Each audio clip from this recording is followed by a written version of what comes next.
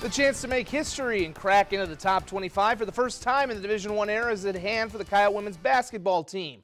A win over 10-1 Indiana of the Big Ten would put USD at 13-1, just days after they fell a few votes shy of making the Associated Press poll.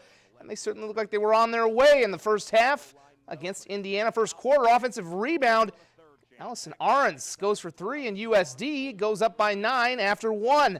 They'd stretch that lead to double figures in the second. Kira Duffy with a great pass to Chloe Lamb. The Sully Buttes alum had 18 points. USD up 34-26 at half. It was all Hoosiers, though, in the third. Jalen Penn beats the buzzer and gives Indiana a 49-45 lead. Fourth quarter, Coyotes retake the lead. The other Ahrens, Monica Ahrens for the hoop and the harm. She'd make the free throw, and USD was up 1. They just couldn't stop Allie Patberg. This is 3 of her game-high 25 points. As the Coyotes lose a heartbreaker, 68-60. They fall to 12-2.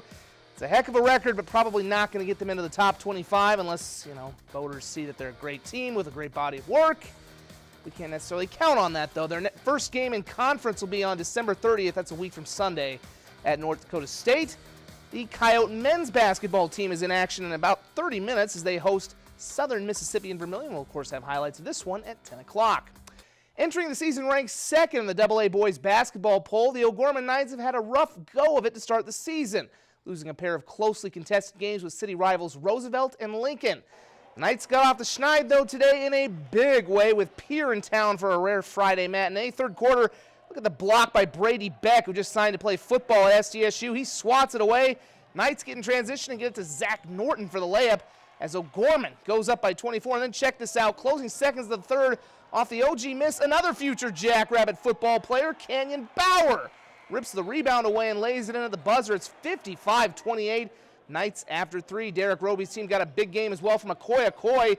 He had a big dunk in the first half, and here he steps up for 3 of his 17. It was, that kind of day for Terry Becker's Govs, who went nearly 10 minutes without a basket until James Meekinen ends that string with the putback +1. But it's all O'Gorman. They take it 77-40. Well, coming up in about 30 minutes, the top-ranked team in AA, Yankton, will host Harrisburg in a game we'll have highlights of at 10 o'clock. Now, you can forgive Buck fans if some of them are still reveling in the glory of last year's state championship, their first in 40 years.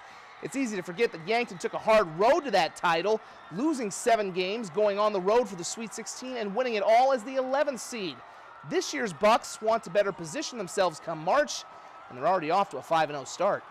There's still buzz that was obviously in the summer and in the fall, and it just keeps going on. But now it's kind of slowed down maybe a little bit because we have new season, new team, and we're just trying to not really do the same thing, but try to win more games.